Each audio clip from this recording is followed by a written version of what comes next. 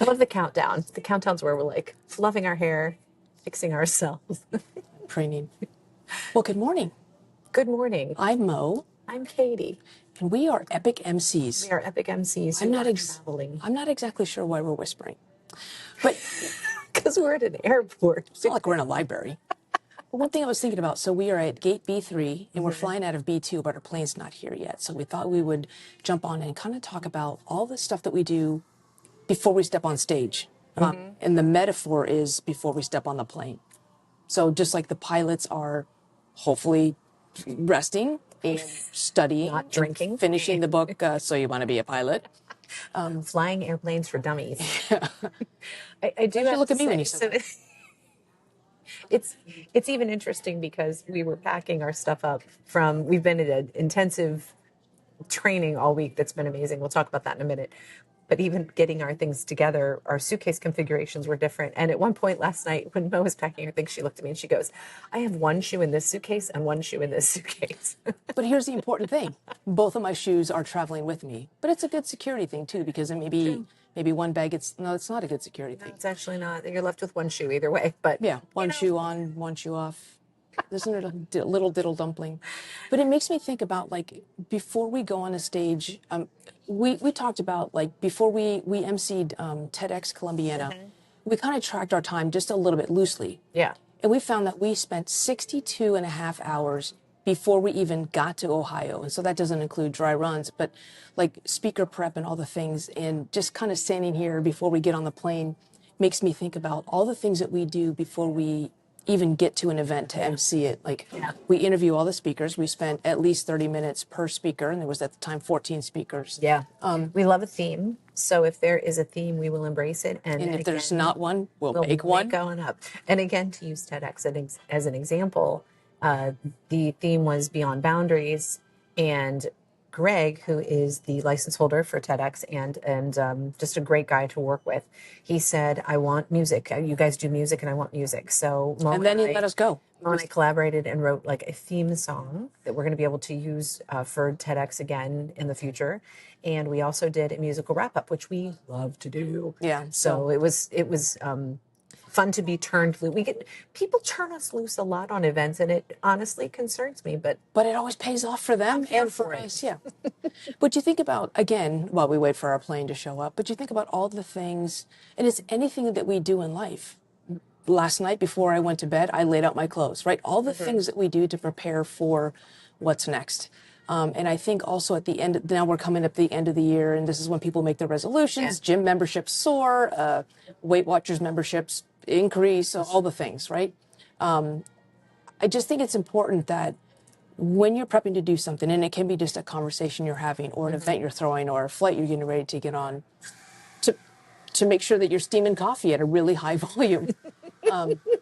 To not let distractions like that get you off. Or if you have a distraction, to incorporate it into your theme. see, See how we did that? But I think it's important, no matter what event you have coming up, and it can be a conversation you're having with kids, it can be dropping the kids off at school, picking the kids up at school, or something major like throwing an event or writing a script, is the thought and the intention and the preparation you put behind it. And to not let excuses like, well, we're just sitting at a gate waiting for a plane, what else are we going to do?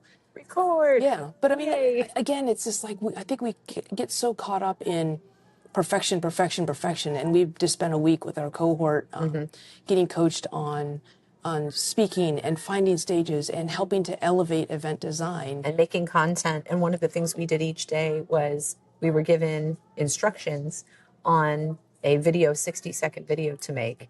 And we had to do things like go around the house and use props. And we had to use all sorts of fun Challenges. rules and stuff with it. And it really makes you just do the thing. It makes you just shoot the video and do the thing. And I don't know, we get caught up in our own perfection and Perfect. our You own know, like, details. as you can tell, my hair is obviously perfect. I don't know, I'm digging this though. I am too. It's kind of, ouch. Kind of bouncy. But the other thing too is, even when things aren't perfect, it's what you do with that imperfection. Because the more we study human psychology, that's actually some of the things that we study, it's crazy, and the power of humor in our stuff. Yeah. But people don't want perfect. and people don't trust perfect, right? When something is so high gloss and edited and to the nines, without the ambient background noise. I mean, there's a time and a place for that. Though there is some lovely Christmas music being piped. I hope you can all hear it. I'm really worried that I'm going to get out on Whamageddon right now. Yeah, she is worried It's about in the back of my mind. Yeah. So And I do that keep. kid was running really fast. I thought he was on a scooter. Okay, sorry. That reminds me of the time we got. A squirrel. Remember the time our stage got rushed? We were doing so one of the things we did was we had an icebreaker, and it was the icebreaker for the event, and the event was the next day, the next 2 days. So we interviewed all the keynote speakers, all the people who were going to take the stage, and we turned them into trivia questions. So at the icebreaker, we had 350 people, and we were doing trivia about the speakers. People were learning more about the speakers, or people were showing off how much they learned about the speakers. But yes, that little kid that just ran by reminded me. We offered up a question, and the answer to the question was in the room. She was standing right like in front of us. It was beautiful. And it was everybody great. was running over, taking pictures, taking selfies with her. How do I spell your name Yeah, on yeah, a dry yeah. erase board? Right. It was so fun. We revealed the answer. Everybody was celebrating, high five, more pictures. And this lady comes from the back of the room, Runs right at us. at the stage, kind of does a run by and says, "Your answer's wrong, and I'll tell you why later." And then she keeps on running over to the answer to the question, who I think knows her life pretty well. And we were like, okay. So one of the advantages of having two of us on stage is when something like that happens, we can divide and conquer. I grabbed the popcorn and just watched the altercation happen. No, you didn't. And then I went over and helped diffuse and kind of take ownership. Asking trivia questions. Yeah. But it's interesting, and that's what I was saying is people don't want perfect. I mean, it's that imperfection. Well, first of all, I don't remember anything else from that night, not because I was drinking, but because I was sober, but because that one thing, that's what I anchor onto, because it was the imperfect moment. In an otherwise perfect, I mean, it was fabulous, it was funny, we had connection, we had camaraderie, we had laughter, but that one thing that we never could have scripted, but we can now, was the imperfect thing that made that night memorable and unforgettable for a lot of people. For a lot of people. I would venture to say that we actually embrace things like that because we have jokingly what we call our event or our speaker or our MC bingo card. Ah, yes. And every time something happens that you've never had to do before, some challenge you've never had to conquer, some situation you've never had to walk through, that becomes like, okay, well, we've done that. Check that off the bingo card. Person rushes stage during our trivia bit. Yeah. Right by the free space. So yes. It worked out really well. And it's never happened again. But no. Well, I don't know that I want it to happen again. Fingers crossed. No, but again, it's like even that to that point, in again, from an air crew perspective, because we are at an airport, no plane. Pilots love a plane. It's kind of rainy out there. But it's that lesson learned. It's that iterative cycle of, okay, so that has happened to us. Never could have scripted it. It's on our bingo card.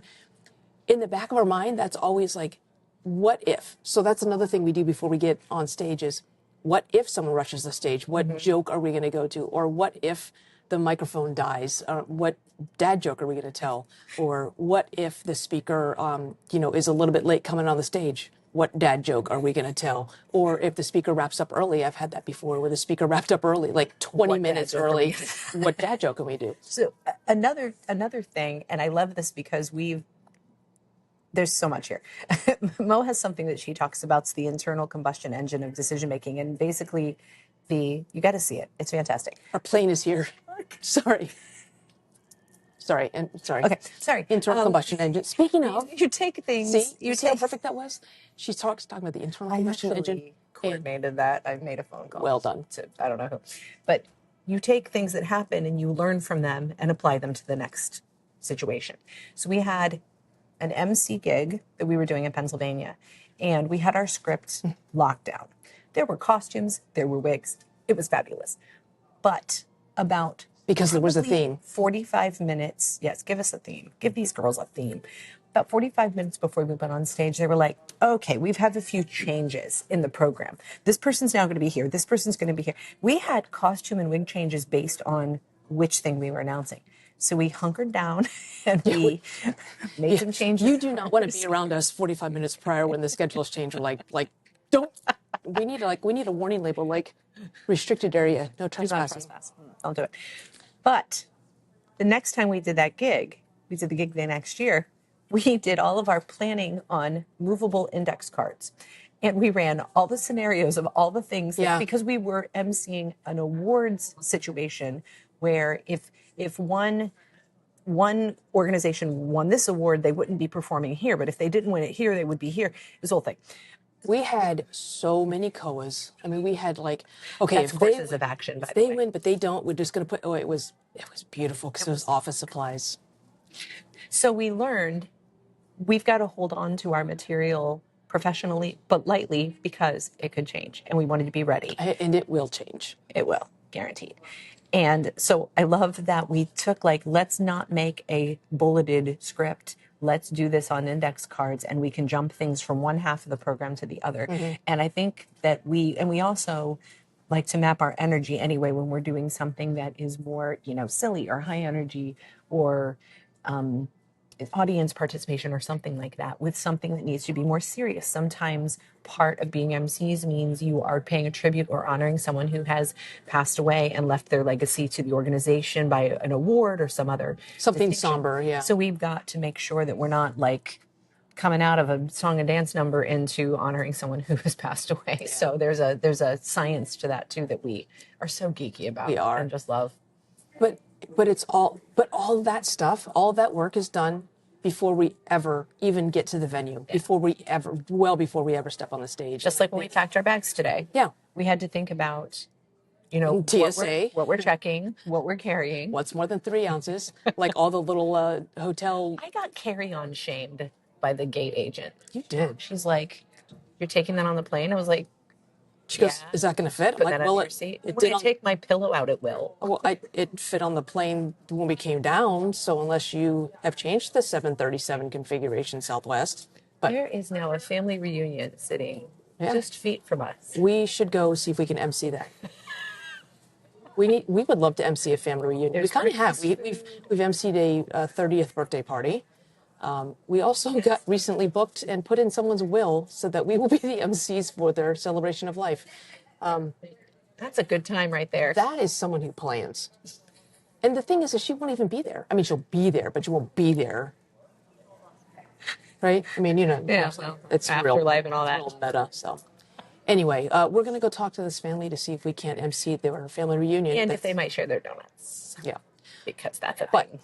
the next time you go to do something, think about all the steps you took before you did that thing. And if you have a thing coming up, whether it's a conversation or an event or even a route that you're driving, think about all the steps that you can take ahead of time to prepare for when somebody rushes the stage and challenges your answer.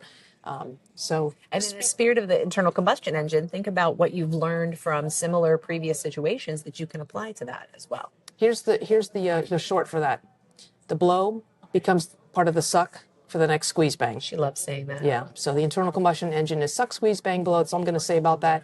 I love giving that talk only for that line. The blow becomes part of the suck for the next squeeze bang. We're going to go make sure the pilots are ready for us. We're going to get on that plane. And right there. Yeah. All our bags are packed. We're ready to go. Standing here outside your door. I hate to wake you up. Not to listen to Wham. I get in. So. Still in. Yeah. All right.